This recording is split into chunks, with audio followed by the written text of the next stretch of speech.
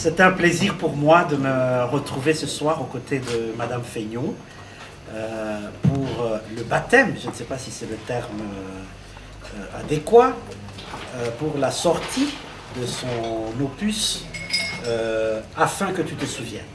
Ce phénomène-là, dont a souffert Madame Fénion, c'est ce que Frantz Fanon appelait la lactification. C'est-à-dire dans une société coloniale comme la Martinique, où les gens sont complexés, névrosés, où il faut être le plus clair possible. Si on n'est pas blanc, on est mulâtre, il faut être clair. Eh bien, qu'est-ce qu'on faisait avec les filles qui étaient moins claires? Elles devaient faire ce qu'on appelait, se prêter à ce qu'on appelait la lactification. C'est-à-dire, soit épouser un béquet, c'est-à-dire un blanc, soit épouser un métis très blanc. Donc, on blanchissait, ces filles devaient se blanchir par le mariage. Voilà, donc c'est dans le livre, c'est un des symptômes de la névrose coloniale dont parle Frantz Fanon dans Peau noire, masque blanc, un grand livre de l'époque. Mais alors avec Madame Fénion, il ne s'agit pas de théorie, il ne s'agit pas de diagnostiquer une maladie, mais c'est de raconter son vécu de l'intérieur, comment il a vécu dans sa famille, et avec le recul, qu'est-ce que tout cela lui a apporté. Donc c'est l'histoire, la saga de sa famille, voilà, qui se déroule sur les deux rives du Congo, en commençant par la Vierge du Luebo. Le Luebo, c'est un steamer, elle va vous raconter ça. Et Luebo, c'est une bourgade très banale aujourd'hui du Kasaï, mais c'est un lieu historique important. On y reviendra dans les échanges. Il y a Brazzaville, où sa mère a été envoyée. C'était un peu un lieu emblématique pour les métis. On a fait une école pour les métis. Donc les métis du Congo qui avaient les moyens, ou qui le savaient, ou qui avaient la possibilité d'envoyer leurs enfants là-bas, mais aussi de l'Afrique de l'Ouest. On a fait une école des métis là-bas, donc c'est un élément historique important. Et elle est arrivée, dommage que Frantz Fanon, psychiatre, soit mort. Il est enterré en Algérie, pour ceux qui ne le savent pas. C'est un des membres fondateurs du FLN, on l'a un peu oublié. Je lui aurais dit, mais il y a une personne qui a guéri de cette maladie de la lactification. Voilà, donc son livre est le récit aussi d'une thérapeutique en fait. Comment une femme s'est défait un peu d'un héritage maudit. Voilà, donc voilà pour ma part ce que je peux dire en quelques mots, et je vous donne la parole, et puis on pourra donner aussi la parole au public qui est impatient de vous poser quelques questions. Voilà, merci. Alors je voudrais dire d'abord, Excellence, Monsieur l'ambassadeur de la République du Congo, Brazzaville, distingués invités, mesdames, mesdemoiselles, messieurs, chères lectrices et chers lecteurs. Bonsoir à toutes et à tous. Et encore merci à chacun et à chacune et à chacun de vous d'être venus m'entourer ce soir à l'occasion de la promotion, de la réédition de mon livre Afin que tu te souviennes, dont certains d'entre vous ont lu la première édition qui est sortie à Kinshasa en 1997 pour les Français, en 1997 pour la Belgique. D'autres parmi vous le découvriront ce soir comme une nouvelle cuvée, un nouveau millésime. En effet, il en a fait du chemin, mon deuxième bébé de l'esprit. Le premier est là, c'est Méandre. Et si aujourd'hui j'ai le bonheur de vous le présenter, paré de sa nouvelle et prestigieuse couverture, celle de la photo d'une peinture du grand artiste congolais Claudie Kahn, c'est grâce à toutes mes lectrices et à tous mes lecteurs qui ont offert un beau chemin de lumière à cet ouvrage, et c'est grâce à eux aussi que ce livre est réédité cette année 2013. En effet, que deviendrait un livre sans lecteur? Et pour paraphraser Maurice Barrès, je cite, « Tout livre a pour collaborateur son lecteur ». Sans cette belle collaboration, tout ouvrage finirait dans le coin d'un grenier et tomberait à jamais dans le brouillard de l'oubli ou dévoré par les mythes.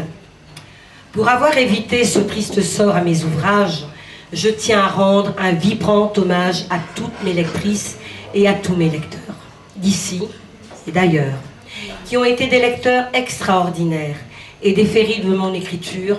Je suis pleine de gratitude pour tous. Encore merci. Afin que tu te souviennes est certes un roman autobiographique, mais il représente désormais pour moi une belle histoire entre vous et moi, et qui, je l'espère, de tout cœur, perdurera même longtemps après moi.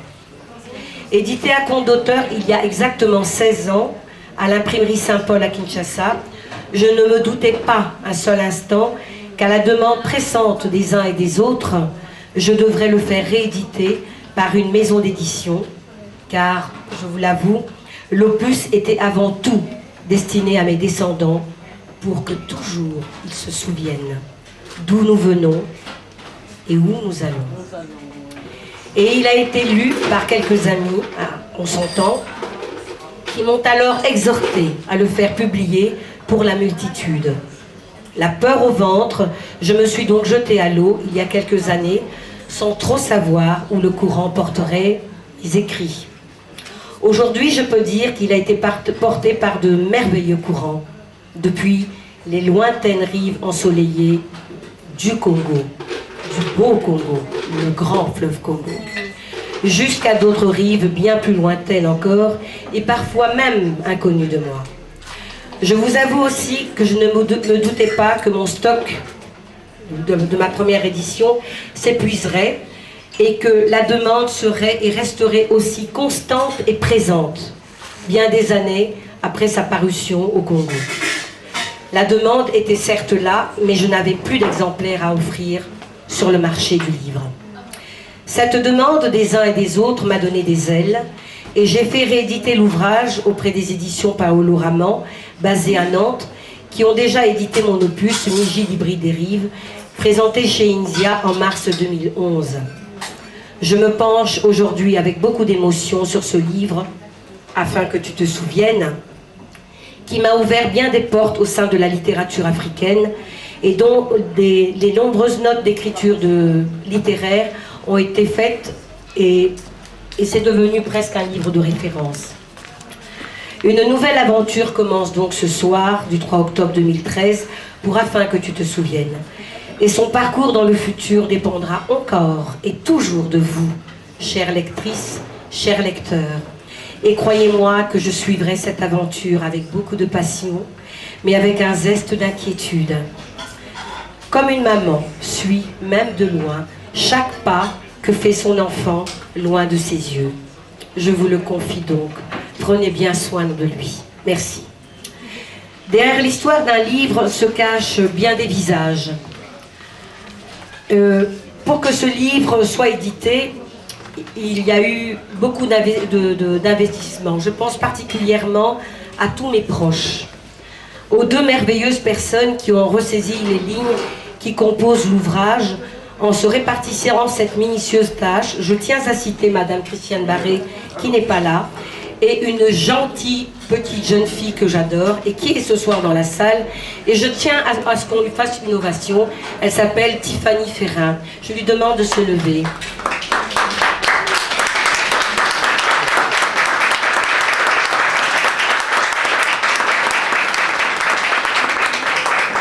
Merci beaucoup Tiffany. Mes remerciements vont aussi aux deux administratrices du groupe, Émilie Flore Feignon, poète, écrivain belgo-congolais, mais j'aimerais bien rajouter franco-congolaise, parce que je souligne avec éclat que je suis des deux rives du Congo. Sur Facebook, donc, elles ont ouvert une page spéciale pour ma littérature. Je cite ici mesdames Martine Lagneau et Martine Bourgeois. Je les appelle tout simplement les marraines de mon livre, de mon nouveau livre réédité. Merci beaucoup. Elles ont vraiment donné de leur temps et beaucoup de cœur pour que ce livre soit là, et elles m'ont vraiment exhorté à le faire. Et je tiens à dire aussi un grand merci à mon petit mari qui fait toujours toute la mise en page de mes ouvrages, fort de sa profession en art graphique.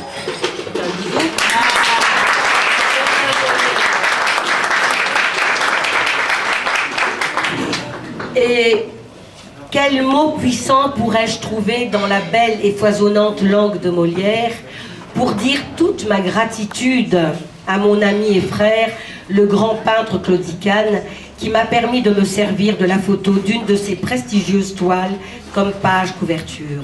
Un vrai privilège, un grand cadeau. Une pensée pour Claudie. Il est là. Il est là, il est juste derrière moi. Donc je le remercie de tout cœur de m'avoir offert cette belle opportunité. Voilà, 1000 fois merci Claudie.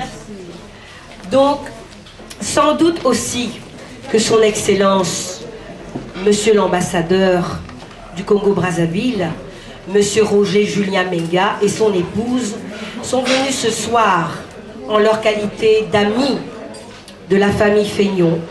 Cependant, leur présence souligne une fois de plus tout leur intérêt pour la littérature, celle écrite par une femme originaire des rives du Congo. En effet, comment oublier ce que disait Aragon? La littérature est une affaire sérieuse pour un pays, elle est au bout du compte son visage. Fin de citation. Au nom de cette littérature qui bat au pouls de notre Afrique, l'Afrique notre mère, je les remercie de rehausser cet événement littéraire par leur présence. Merci Excellence, merci Madame l'ambassadrice.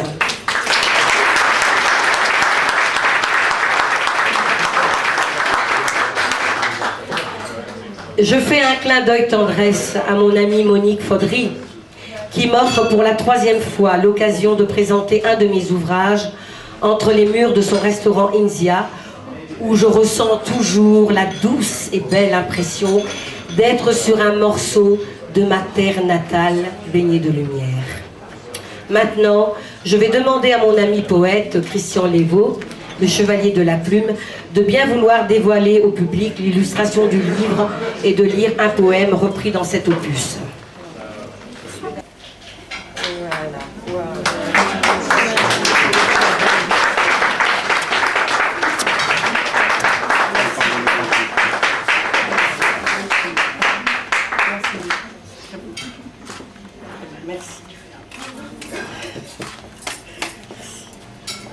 Voilà, je vous prie de l'applaudir pour... Madame Émilie Flore Feignon, d'abord félicitations pour l'ouvrage et toutes les nuits passées à noircir les pages blanches. Et une première question par rapport à cet ouvrage. Quel a été le déclic qui vous a poussé à écrire le premier mot? Je dirais que j'ai commencé à écrire depuis l'âge de 12 ans. Parce que j'avais perdu mon précieux repère au niveau de l'Afrique, c'était ma grand-mère. Elle a été le déclic je dirais, de mon écriture. Et on la retrouve partout. On la retrouve partout dans mes ouvrages. Elle est comme un fil d'Ariane. Il y a elle, il y a le fleuve Congo, dont on entend presque la voix et dont on entend le pas. Je dirais que c'est ma grand-mère. Et un jour, justement, c'est elle qui est arrivée parce que j'ai commencé avec les premières pluies de septembre étaient tombées sur les manguiers de lac Ouéro, annonçant avec elle la fin de nos vacances enchanteresses sur les rives belges du Congo. Parce que je suis née à Kinshasa, accidentellement, parce qu'on a beaucoup parlé de beaucoup de choses, mais on n'a pas parlé de mon papa. J'ai grandi à Brazzaville, j'y ai vécu jusqu'à l'âge de 18 ans. Donc je suis vraiment kido-brazzavilloise de cœur et de sang. Une toute dernière question. Pour que le public se rue sur ce livre, que pouvez-vous leur dire? Je pense que c'est afin que tu te souviennes. Ce titre-là, quand j'ai terminé de l'écrire, je me suis dit, mais c'est mon histoire, mais c'est en même temps l'histoire de tant de gens qui ont vécu à une certaine époque sur ces deux rives du Congo.